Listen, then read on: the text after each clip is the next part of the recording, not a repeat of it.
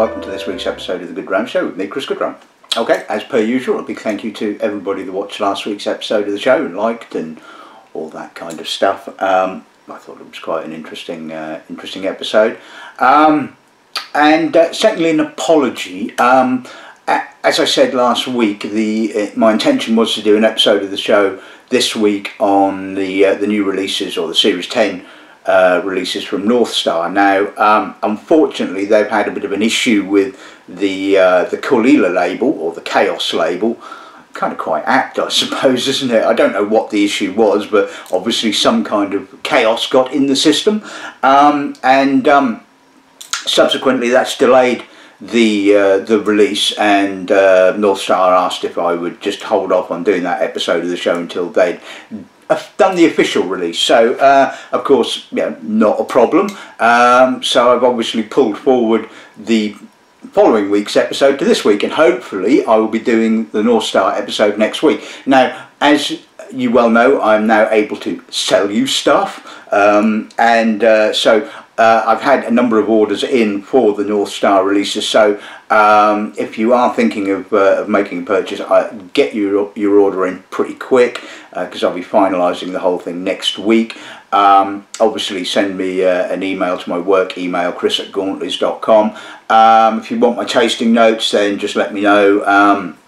But like I said, a number of them have been ordered quite heavily, and so if you want to sort of get an order in, I would get an order in fairly quickly. So unfortunately I can't do that episode, but this week's episode I think is hopefully going to be just as interesting. It's certainly got a brand spanking new release, a sort of new release, and some others.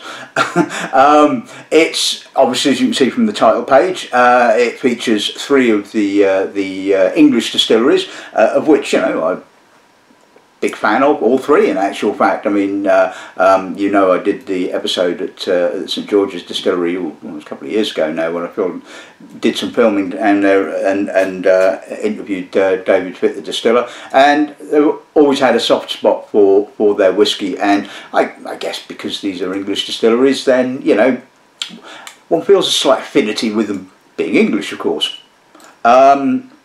Anyway, there's a sort of connection, I guess, that goes beyond the distilleries all coming from England, insofar that they all like to use wine casks. Obviously you have the Cotswolds that tends to use ex-red wine casks, I believe STR casks. I forget. I know that certainly their standard bottling, the Odyssey Barley, tends to use a little bit in, and they have their other bottling as well. Obviously the English distillery like to use wine casks, predominantly Sauternes in actual fact, and if you remember the episode I did when I was tasting in the warehouse with Andrew Nelstrup, and he handed me that sample, and I was yeah, okay, I didn't quite get the Sauternes. I knew it was some sort of fortified, well, possibly fortified. I cocked it up, all right, so we're not all perfect. And I don't know whether I certainly know they use sherry, they use rum. Don't know whether they do. I mean, I imagine they probably use some red wine somewhere along the lines, but I can't recall a red wine influenced bottling. But and then you have the Lakes Distillery, who oh well, yes, you name the cask, they use it. Well, obviously I'll talk about that when I sort of introduce the range. But so the Lakes is, in actual fact, although they, like I said, they all share a bit of a common theme, the Lakes is the odd one out here in that they don't actually do a wholly American oak aged bottling, which to me is a little bit of a shame. I mean, it's interesting that the Lakes Distillery is interesting insofar that I believe it's on the spirit still. They actually have 2 types of condenser. They have the standard shell and, well, they're both shell and tube, but they have a standard copper shell and tube and a stainless steel shell and tube, so it allows them to make 2 distinct types of new make spirit, and one heavier, one lighter, but and then they never show that. Now I know that the whiskey maker at the Lakes Distillery, and I'll probably get his name completely wrong, Deval Gandhi, is for want of a better word, has a serious oak fetish. I mean, he came from Macallan, so you know, if you're going to work at Macallan, you know, you ain't going to have a sort of a dislike of sherry casks, aren't you? But anyway, we'll get onto that when we get to the introducing the lineup. So, and just to make up the 6, I've shoehorned in a Scotch Malt Whisky Society bottling, which came from I think it was a 2019 Independent Bottlers Challenge. All the rest of the samples come from the various distilleries, so a big thank you to St George's, to the Lakes and to the Cotswolds Distillery for the samples. And well, I don't think there's a great deal else to say. Let's take a look at today's lineup. And all those leaders go down on their knees one by one. Like I said, the 2 new bottlings, one being the Lakes Whisky Makers Reserve No. 3, and the other bottling being this one, which is the first no-age statement. The first no-age statement, for fuck's sake.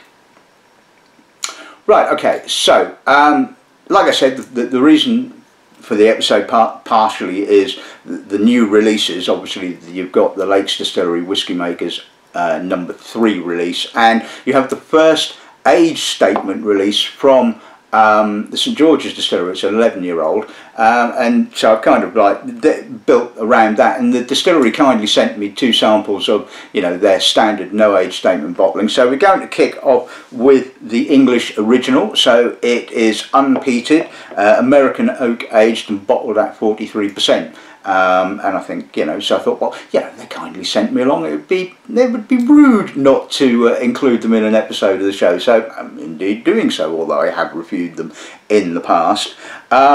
The second bottling we're looking at is the Scotch Malt Whisky Society bottling. It's cask 137.3. And they called it Smouldering Englishness. It is a 9-year-old. It was distilled in February of 2010, bottled in 2019. It's a first fill bourbon cask. Don't know whether it's a hoggy. I would imagine it's probably a hoggy. And it's bottled at 62.5%. Then we're going to move on to the Lakes Whisky Makers Reserve No. 3. This is bottled at 54%. And like I said, Deval Gandhi obviously has a real cask fetish. And his thing, I mean, although he calls himself a whisky maker, I think he's more of a whisky blender. I mean, that's his thing. And so what we have here is we have a blend of the Lake Spirit that's been matured in ex-Pedro Ximenez, ex-Oloroso sherry, ex-cream sherry, and a selection of red wine casks. Those red wine casks being Spanish, American and French oak. So don't expect a whole load of distillery character, which is a bit sad in my opinion. And obviously, you know, I respect you know, each of the distilleries and the way they want to pursue their bottlings, and obviously Deval is into the blending process. You know, he will, you know, work through a number of samples and you know, has a picture in his mind of where he wants the blend to eventually end up, and apparently each of the 3 releases in the Whisky Makers have been slightly different, insofar that number 1 was, as he calls it, bold and intense, and had a lot of sherry, and I remember it being pretty heavily sherried. What he said about number 3 is that, well, I'm not going to tell you what he said about number 3, I'm going to make my own mind up about number 3, to be bluntly honest with you. 2 I thought was a little bit lighter and showed a little bit more, to me, a little bit more interest. Again, there was no real distillery character, and you know my fetish. You know, my fetish is distillery character. I want to know what the spirit is about. You know, I don't mind a little bit of wine cask or sherry cask, but it's all to me about the balance. But anyway, we shall get onto that in due course. Then we're going to start off with the sort of 3 of the peated malts. I don't know what the peating level in the 11-year-old is, but this is, like I said, it's an 11-year-old and bottled at 46%, the first age statement release the distillery's made. And again, you know, David Fitt, you know, more of a sort of a whisky maker per se, but you know, I think it's interesting in the fact that they haven't gone for just a 10-year-old. You know, it just seems to sort of sum up the slight quirkiness of the distillery, in that they've decided to just go for an 11-year-old as opposed to a 10-year-old. I mean, I believe when they first started, they had no intention of ever doing an age statement release. But you know, here we are, and they have indeed. The second to last bottling we'll be looking at is the well, this was, I think. When was this released? Tail end of last year, I think. Yes, because this is batch number 1/2019. It's the Cotswolds Peated release. Now, this isn't obviously your typical peated spirit, because the distillery don't make a peated spirit. This has basically spent 3 years in ex-Islay quarter casks. 10 guesses where they came from. They didn't tell me where they came from, but I think it's pretty obvious. The distillery on Islay that tends to use quarter casks. So American oak, obviously, throughout. So could be interesting. Like to see the balance. Sometimes, you know, ex-peated casks can indeed, you know, give the finished spirit quite an intense peat character, and on other occasions not so much. So we shall see where that one lies. And finishing off with a good chunk of peat is the English no age statement Smokey. I believe peated to 45-50 parts per million. So I've always preferred the unpeated English whiskey, because obviously the peat to me sort of detracts a little bit from the distillery character. The peat becomes the focal point, and what I love about the English distillery is the character of the spirit. So that one's going to be interesting, and it's always nice to finish with a bit of peat, isn't it? Anyway, so that's this week's lineup. Let's kick off with the original.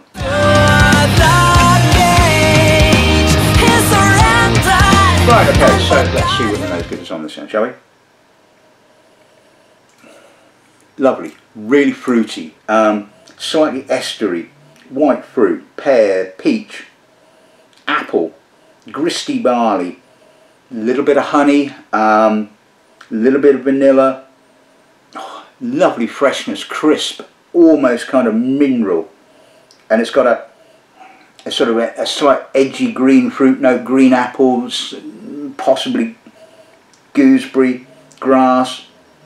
That is just a lovely spirit. I mean, you know, that ticks all my boxes. You know, great spirit, lovely complexity, American oak, you know, harmonious, balanced, absolutely gorgeous. I mean, it has gone up price-wise over the years, as has all whiskey. I forget what it's retailing for now, but still, I think it's just an absolutely lovely whiskey. You know, if you like your fresh, crisp spays, you know, this is just going to be, you know, right up your street, in my opinion. So,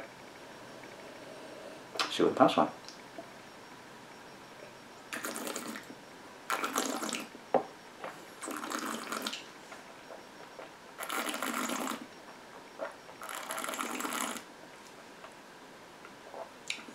A little fuller on the palate. I'm getting a little bit more of the fleshy apricot, a little bit more oak, a little bit more vanilla.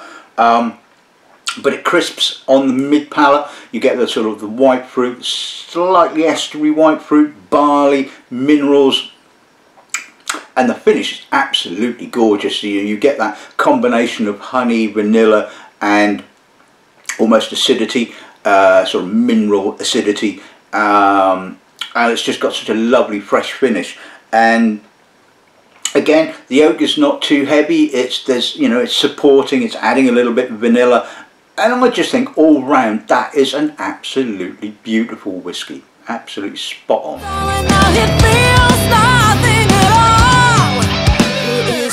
Right, okay, so let's move on to the Scotch Malt Whisky Society Smouldering Englishness. And as you can see from the colour, I don't know if you can, it is quite considerably darker than the English original. So like I said, this is first fill bourbon, and it's a single cask, so it's a kind of almost a snapshot, I suppose, in essence. Let's see what the nose gives us.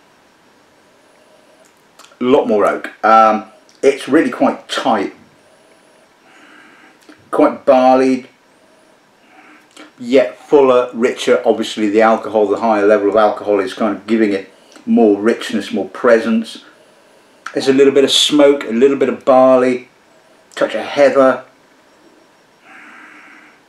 I mean, that is a lovely nose again. I mean, it is very, very different to the distillery release. It's like I said, it's a lot fuller, it's a lot richer, and it's certainly more oak. There's a sort of a little bit of a tightness to it, but again, it's a lovely nose. Let's see what that's like.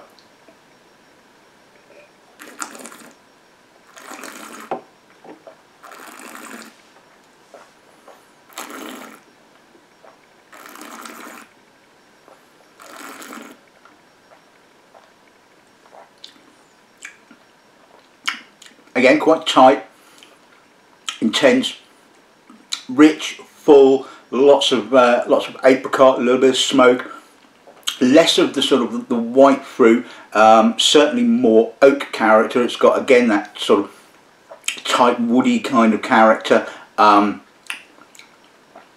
It's a good finish, although it's a little masked. Yeah, the tannins certainly come into play on the finish, but the spirit itself certainly has plenty of body to kind of withstand that. And again, there's a little bit of smoke. I'd like to have seen a little bit more sort of minerality, citric sort of freshness, but you know, it's still pretty harmonious. I'm going to put a little drop of water with it and see what that does to it, see if that opens it out, maybe lessens some of the oak character. Yeah, to a certain extent it has. It's made it a little bit more rounder. Again, it's still pretty full. It's aromatic. It's still quite a lot of oak. It doesn't really seem to have sort of done very much for that. So it pass like that.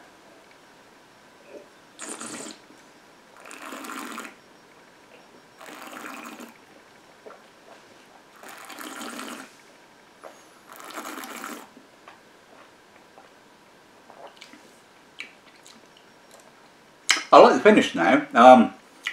It's certainly lengthened the finish. I'm getting sort of that sort of almost heathery kind of character coming through. It's still quite rich. There's still quite a little bit of, well, it's more than a little bit of oak, to be honest with you. It's still quite oaky.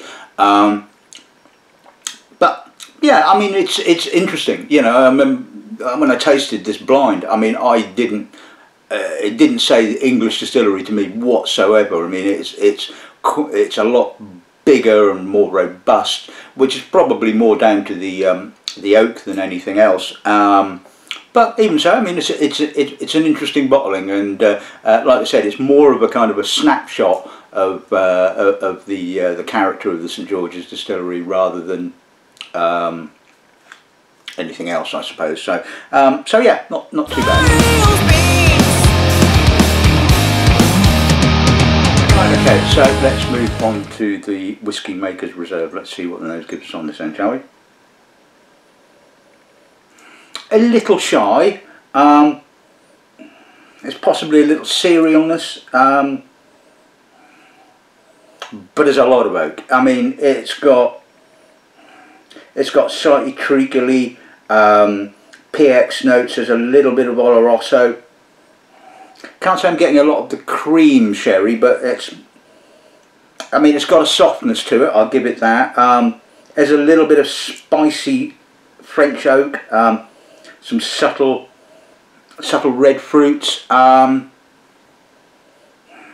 There's no spirit, of course. I mean, we weren't expecting that, but it's a lovely, harmonious exploration of shall we say, cask. And you know, if that's kind of your thing, then certainly I'm probably going to get some in. So you know, if you want to purchase it, drop me a line.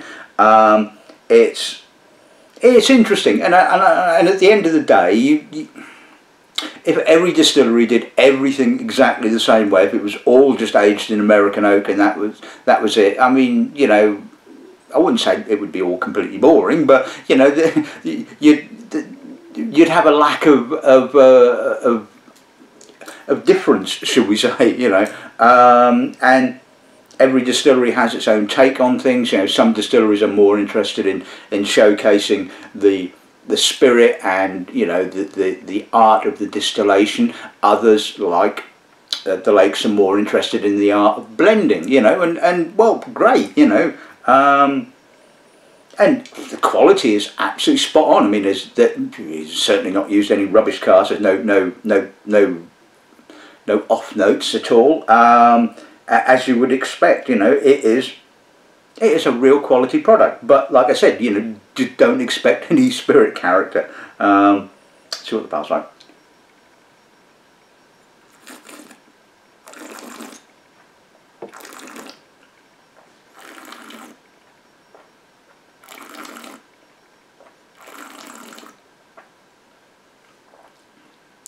Opens up quite tannic, although that's softened by the PX sherry and the sort of the winey red fruits. Finishes with some real toasty oak. I'm getting a lot of toasty French oak and toasty American oak. I mean, it's got a lovely progression, it has to be said. You know, it kind of kicks off with the sherry and sort of moves through that into the American oak. It kind of lingers, but the toastiness lingers, and again, it's not a whiskey that sort of, you know, that really, you know, that really appeals to me. But I like what they're doing. I like the way the casks are combined and the harmony of the different cask characters. I must admit, I don't get very much of it's not as heavy on the wininess per se, but there is a sort of like an element there, and it's got complexity of wood rather than complexity of spirit character. And so, you know, it's just, you've got to like that kind of style of whiskey, and you know, on face value, it's a very, very good product. For me, there are, you know.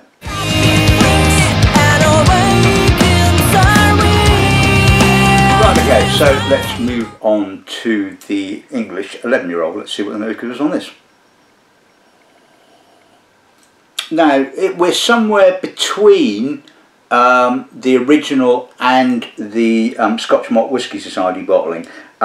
It's got some lovely body to it. It's got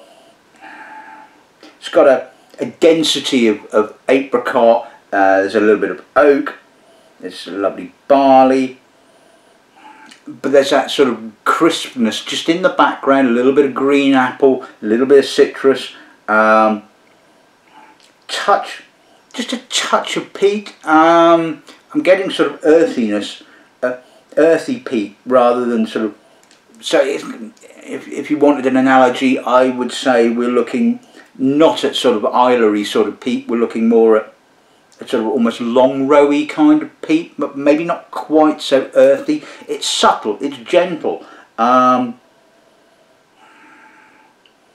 It's such, and the cask as well. Again, I'm guessing that sort of like a lot of the releases from the St George's Distillery tend to be refill American oak, because you know, the oak is subtle, it's balanced, it's just there, you know. And that is a pretty damn good nose. And again, I mean, what we're talking about, I think this is about, what, 55 quid, something like that. Yes, you can argue it's a little bit expensive, but you know, I'm happy with that. I think that's pretty good. See what the par's like.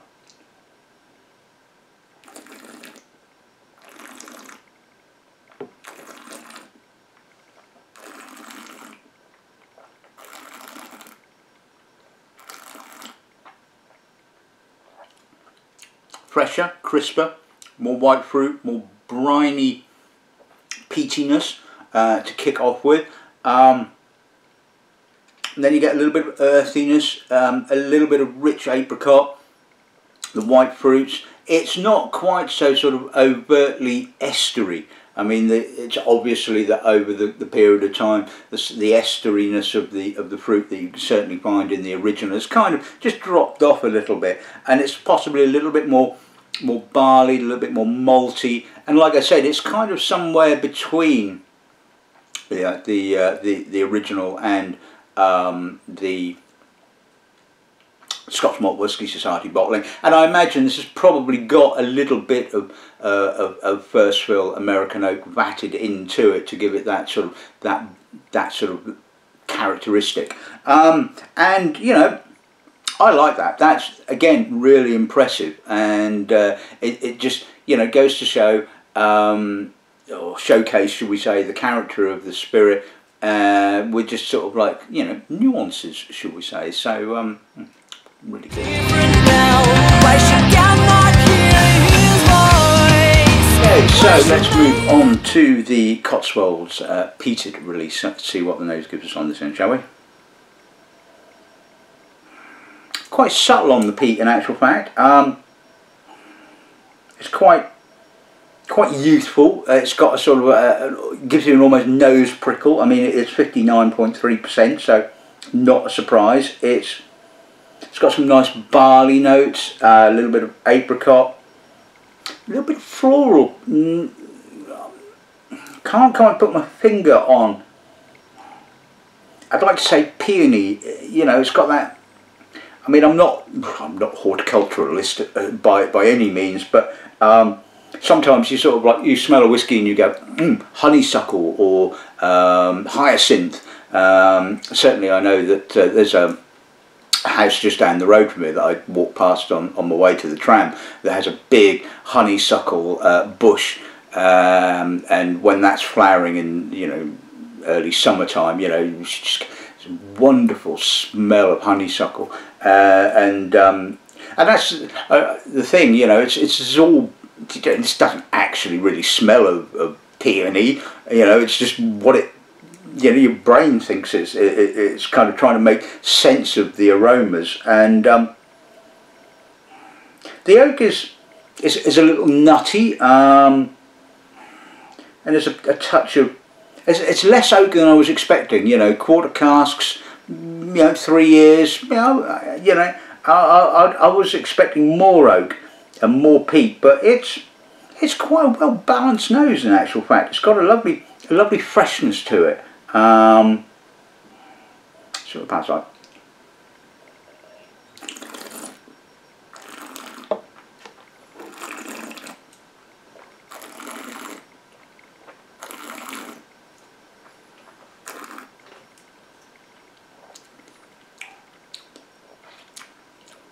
It's a little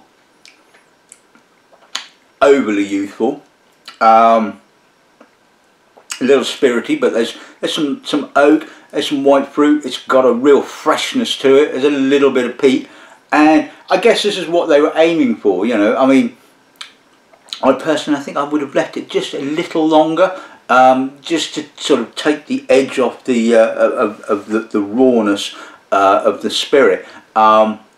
But then again, you know, you do that, you're losing some of that sort of real youthful intensity. It's a juggling act at the end of the day. It's a little short, but then again, you know, it is 59%. So I'll put a little drop of, probably put a little too much in there, I think. But we'll see what a little drop of water does to it. The peat is, well, I wouldn't say completely gone, but it's very lessened, as these things have a tendency to be. It's a little bit more sort of about the spirit now. I'm getting white peach, that sort of sweetish barley, sort of citric notes. It's also sort of made it feel a little younger, so a little bit more oily. Yeah, okay. I mean, it's not too bad. See what the power's like.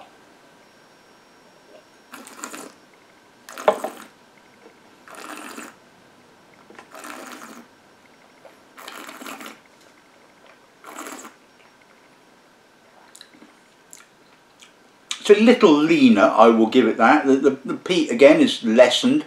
Does kind of come back on the finish. It does feel quite youthful. There isn't a huge amount of complexity, and you wouldn't expect that from a 3-year-old spirit, to be honest with you. And maybe if it was me, I would have left it a little bit longer, but then you're obviously running the risk of too much oak character. maybe it would have been better to sort of, you know, vat it, put it into sort of American, you know, into sort of, you know, hoggies, give it a little bit more time. You know, it's interesting. It's an experiment, and, you know, I think, can't argue that it doesn't actually, you can't say that it doesn't work. I mean, because it does. It's interesting. Personally, like I said, I just think the spirit is just a little young. But, you know, I think by and large, again, a really interesting spirit. Right, okay, so let's finish off with the English Smokey. Let's see what the nose gives us on this end, shall we? Pungent, peaty, tarry, oily. But again, it's got a real richness of fruit underneath. It's kind of like, I suppose, imagining the Scotch Malt Whisky Society bottling with a big chunk of peat. Sweet barley, apricot, a little bit of white pepper, earth, lovely fragrance to it. But again, you know, although we are sort of, you know, in peat territory, it does have other characteristics. It's kind of like, you know, like Kalila. You know, you sort of like think of Kalila and you think peat, but then when you sort of like, you know, really examine sort of Kalila, you realise there's more to Kalila than just peat. And to a certain extent, you can say exactly the same about this particular bottling. There's more to it than just peat. There's a real richness beneath it. Touch of marzipan as well. Anyway, let's see what the palate gives.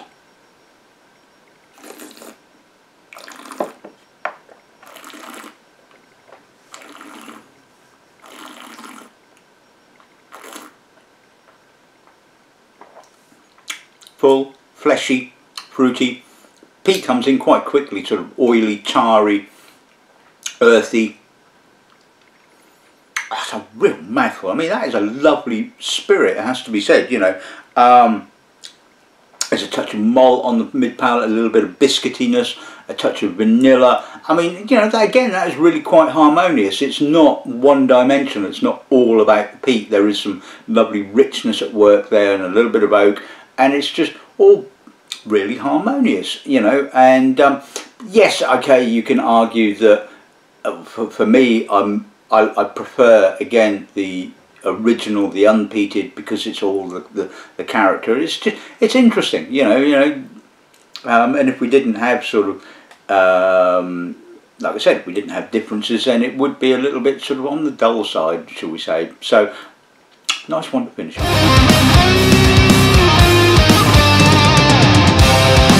Okay, so let's sum today's episode of the show. Firstly, big thank you to all the 3 distilleries for kindly sending samples, and you know, your support is always appreciated. The English original, I think that's, well, I wouldn't say an overlooked bottling, but I think that's an absolutely gorgeous whisky. It just showcases to me what the English distillery is all about. It has the balance, it has some lovely fruitiness, it has some weight, it has some, you know, crisp, fresh, minerally character. It's just such a lovely, it's just a joy to drink, that whisky, it has to be said.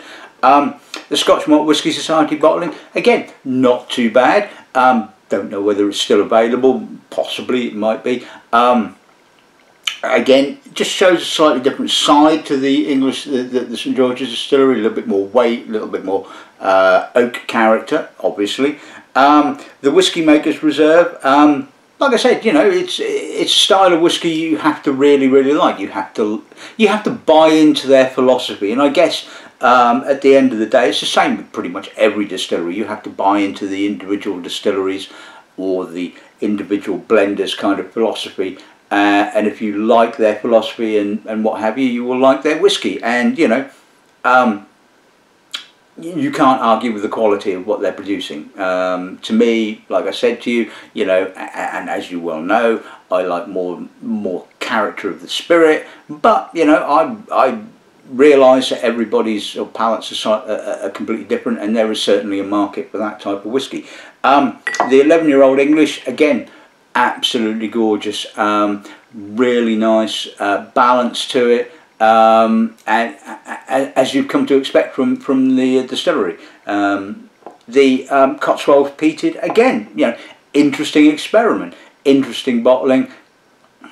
Like I said, maybe it could have done with a little longer in the cask. It did feel a little overly young, but again, you know, a really interesting experiment, and you know, I certainly wouldn't suggest you not try it, if you see what I mean. And the English Smokey, again, a lovely whisky, balanced. You know, although quite heavily peated, it certainly sort of wears that peat quite nicely. And you know, I think sort of certainly again a bottling I really enjoy. It's a lovely whisky at the end of the day. So so yeah, that's this week's episode of the show in the bag. Like I said, you know, if you're interested in the English whisky, 11-year-old English whisky, or the Whisky Makers Reserve, drop me a line. Hopefully I'll be getting them in relatively soon, now that things are easing up, shall we say. So can't say there's an awful lot more to say apart from good afternoon and good ramming.